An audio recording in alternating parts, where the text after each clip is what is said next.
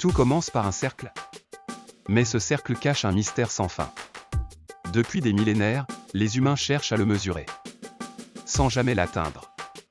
Voici l'histoire d'un nombre qui défie le temps, la logique et l'imagination. Scène 1, les origines antiques. Bien avant que le symbole ne brille dans les équations modernes, des mains patientes traçaient des cercles dans le sable et sur le papyrus. À Babylone, un scribe mesure le monde avec une corde et une tablette d'argile. En Égypte, un prêtre dessine le cercle sacré, guidé par les étoiles et les pyramides. Il ne connaissait pas, mais il le cherchait déjà. Il y a plus de 4000 ans, les Babyloniens estimaient à 3,125. Les Égyptiens, eux, à 3,160. Des approximations, gravées dans la pierre, bien avant que le mot pi n'existe. En Chine, Zhu Chongji propose 355 113e. En Inde, Madhava découvre les séries infinies. En Perse, Al-Kashi calcule pi avec 16 décimales. Le cercle devient universel. Scène 2, la Grèce et la naissance d'une idée. Dans les jardins d'Athènes, les cercles ne sont plus des formes, mais des énigmes. Euclide trace des lignes parfaites, Platon rêve d'un monde idéal. Archimède, lui, plonge dans le cercle. Il le divise, le mesure, le défie. Il ne nomme pas, mais il l'approche, le calcule, le révèle. Et dans chaque segment, chaque arc, une vérité se dessine. Archimède, au IIIe siècle avant notre ère, encadre entre 3,1408 et 3,1429. Il n'a pas nommé, mais il l'a approché avec une précision remarquable, en découpant le cercle en polygones. Scène 3, le symbole apparaît. Nous sommes en 1706. Un nom, une lettre. William Jones l'écrit pour la première fois, dans un traité discret, mais révolutionnaire. Euler le reprend, le propage, le grave dans les équations. Désormais, n'est plus une approximation, c'est une identité.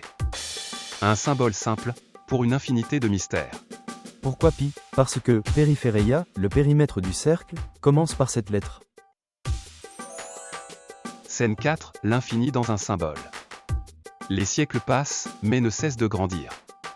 Des savants le calculent à la main, des ordinateurs le poursuivent sans fin.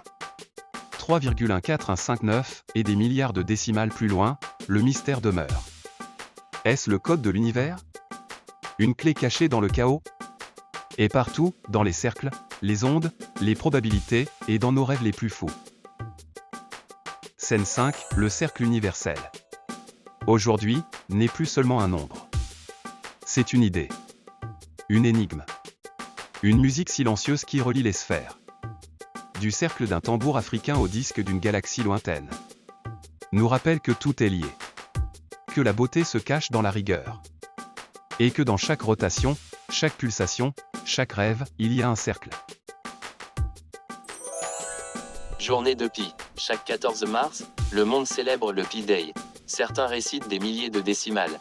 D'autres le calculent avec des superordinateurs. Et pourtant, Pi reste irrationnel, infini, insaisissable. Pourquoi 14 mars? Le 14 mars, écrit 3/14e en format de date américain, dérive de l'approximation de Pi à 3 chiffres en base décimale 3,14. Les fêtes ont lieu dans les départements de mathématiques de diverses universités à travers le monde. En plus, Albert Einstein, physicien théoricien né le jour de Pi de l'année 1879, soit le 14 mars 1879. Stephen Hawking, astrophysicien mort le jour de Pi de l'année 2018, soit le 14 mars 2018.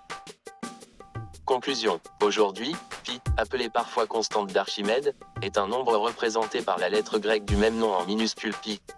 C'est le rapport de la circonférence d'un cercle à son diamètre, le même pour tous les cercles, dans un plan euclidien. On peut également le définir comme le rapport de l'aire d'un disque au carré de son rayon. Le nombre pi est irrationnel, c'est-à-dire qu'on ne peut pas l'exprimer comme un rapport de deux nombres entiers, ceci entraîne que son écriture décimale n'est ni finie, ni périodique. C'est même un nombre transcendant, ce qui signifie qu'il n'existe pas de polynôme non nul à coefficients entiers dont pi soit une racine. Pi est plus qu'un nombre. C'est une énigme, une poésie mathématique. Un pont entre l'humain et l'univers. Et son histoire, ne fait que commencer.